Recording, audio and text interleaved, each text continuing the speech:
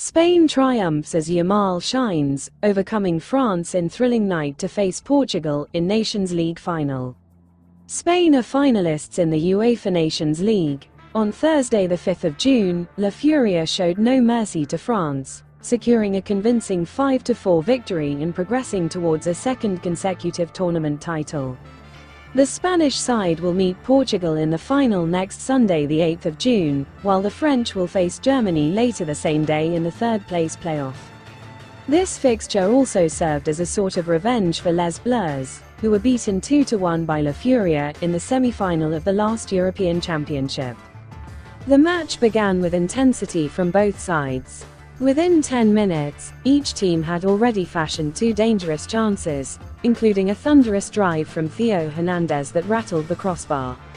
Gradually, however, the Spaniards proved more clinical. In the 21st minute, Yamal found Oyarzabal in the area, and the striker laid the ball off for Nico Williams, who pounced on the loose ball to fire a fierce left-footed first-time shot and open the scoring for the reigning champions. Less than 5 minutes later, Mikel Merino exchanged passes with Oyarzabal and delivered a smart finish into the far corner to beat Maignan and extend the lead. France had to chase the game and pushed forward in search of a way back. In the 30th minute, Theo Hernandez surged into the box and played a low cross to Kylian Mbappe, whose effort from close range was superbly saved by Unai Simon. Yet the night continued to belong to Spain. In the 43rd minute, a free kick into the box was headed on by Zubimendi towards the center, and Dean Huijsen met it with a powerful drive into the top corner. Fortunately for France, the assistant referee flagged for offside and the goal was disallowed. The second half began with the Spaniards exploiting the gaps left by the French defense. 5 minutes in, Nico Williams stole possession from Koné in the attacking third and released Lamine Yamal into space in the area.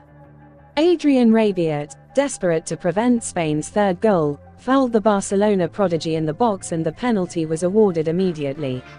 Yamal stepped up himself and sent Maignan the wrong way to further extend the lead. Shortly afterwards, Nico Williams slipped a pass to Pedri inside the area. The midfielder evaded his marker, controlled the ball neatly and slotted past the goalkeeper to turn the score into a rout. 2 minutes later, Mbappe produced a wonderful piece of skill to wrong-foot Pedro Porro, only to be brought down in the penalty area. The referee pointed to the spot once more. Mbappe struck the penalty with calm precision and reduced France's deficit in Stuttgart.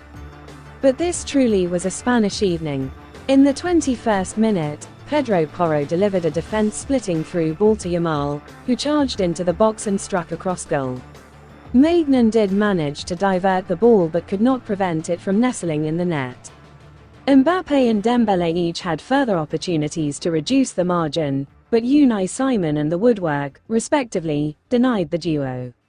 What truly breathed drama into the contest was Ryan Cherki's moment of magic in the 33rd minute. On his debut, the attacker received the ball at the edge of the box, took a touch to set himself, and unleashed a volley, without jumping, into the far corner. At 38 minutes, Malo Gusto was played in on goal and attempted a cross. In the course of trying to clear, Vivian deflected the ball into his own net. In stoppage time, France did salvage one more strike. From an accurate cross by Cherki, Kolo Muani powered a header into the back of the net, generating late drama, but there were no significant changes to the outcome. Spain, then, are finalists. Lamine Yamal's performance in Spain's 5-4 win over France on Thursday the 5th of June, in the Nations League semi-final, has moved the Barcelona wonderkid ever closer to the Ballon d'Or, according to Spanish newspaper Marca. Playing in Germany, Yamal made the difference by scoring twice in Spain's thrilling victory over France. Marca believed this match could tip the scales in the race for the world's best player, as Yamal's main rivals are the French duo Ousmane Dembélé and Kylian Mbappe. Lamine strikes a blow in the Ballon d'Or race against Dembélé, reads the headline of Marca's article.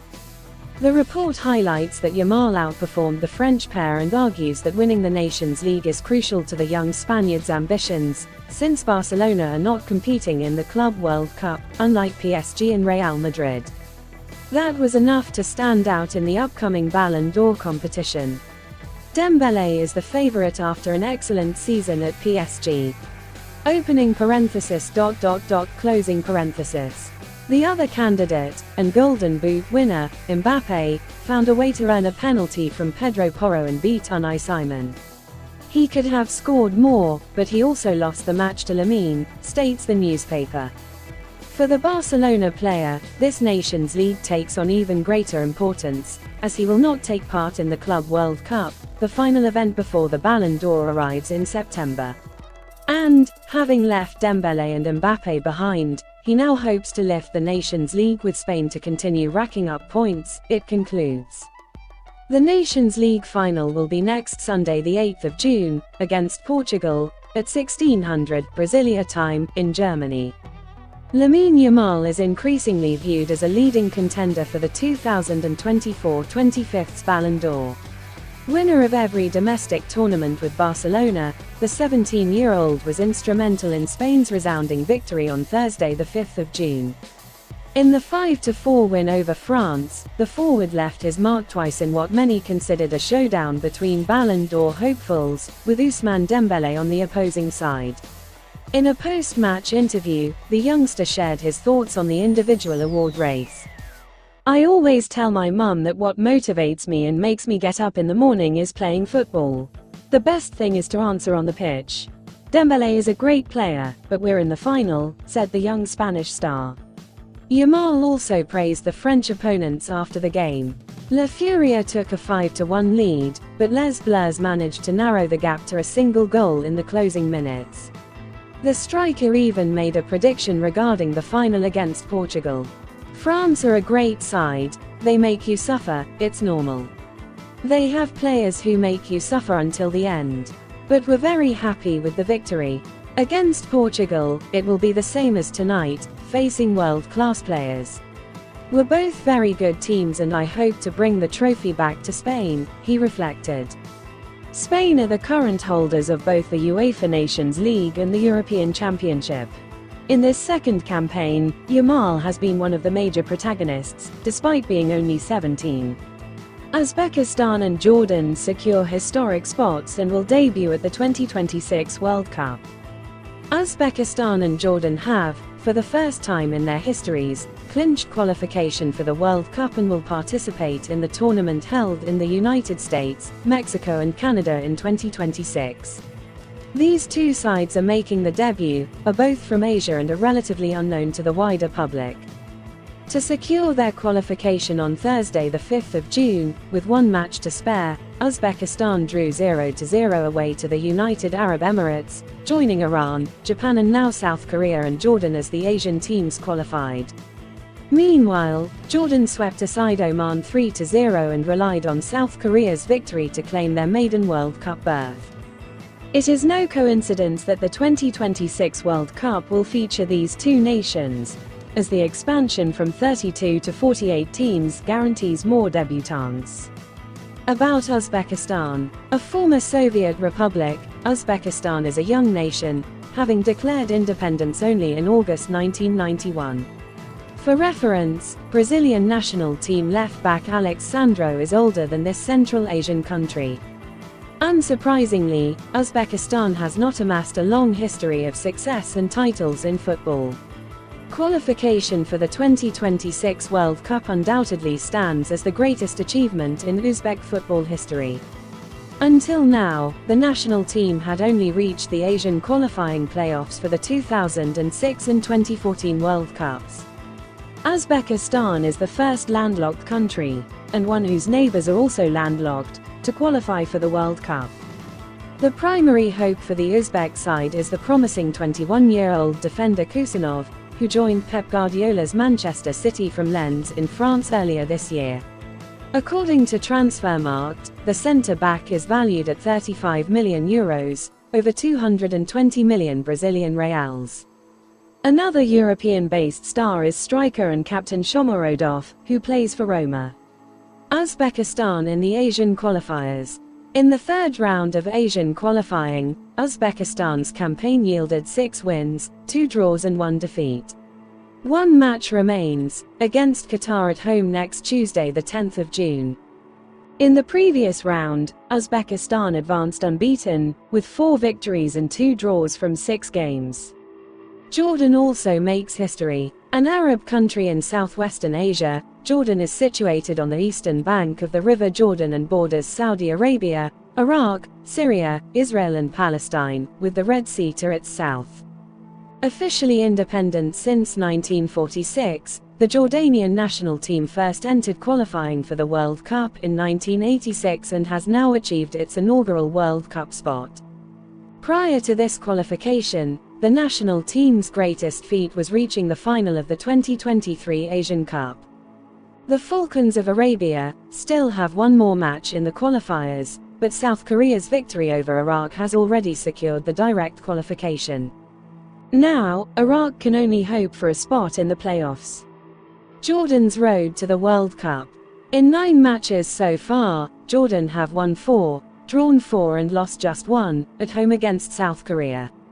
In the final round, already assured of qualification, Jordan will host Iraq next Tuesday the 10th of June.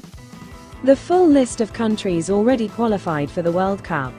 Canada, host nation; United States, host nation; Mexico, host nation; New Zealand, Oceania; Argentina, South America; Iran, Asia; Japan, Asia; Uzbekistan, Asia; South Korea, Asia; Jordan, Asia. Real Madrid agreed to pay 288 million Brazilian reals for River Plate's new Messi. Real Madrid are on the verge of signing River Plate's young prodigy Franco Mastantuono, according to ESPN. The Merengues have already reached an agreement with the player until 2031, and the deal with Los Millonarios is close to completion at 45 million euros, around 288 million Brazilian reals. Sources indicate that Mastantuono will join Madrid in August, meaning the 17-year-old will compete in the Club World Cup with River Plate, at the explicit request of both the player and the Argentine club. According to the same sources, Mastantuono wants to leave in the best possible manner out of respect for the institution. Earlier this week, ESPN reported that a Madrid emissary traveled to Buenos Aires to finalize the deal, as Mastantuono's future had appeared to be heading towards PSG rather than Spain. However, the player's desire was always to play at the Santiago Bernabeu. Both Real Madrid and River Plate are now ironing out the final details of the payment structure, something that neither side believes will jeopardize the operation. Behind the scenes, PSG have remained in contention for the player, but Madrid's final intervention proved decisive in swaying Mastantuono's decision. Mastantuono is a request from Xabi Alonso and the club itself, who, following Luka Modric's departure, see the 17-year-old Argentinian as a midfielder for the present, combining exceptional vision with set-piece prowess rarely seen at his age. At the Bernabeu, the reports regarding his personal conduct over recent months have been extremely positive. In Argentina, the youngster is being hailed as the new Messi by experts. Recently, Oscar Ruggeri, World Cup winner with the national team, spared no praise for the River Plate talent.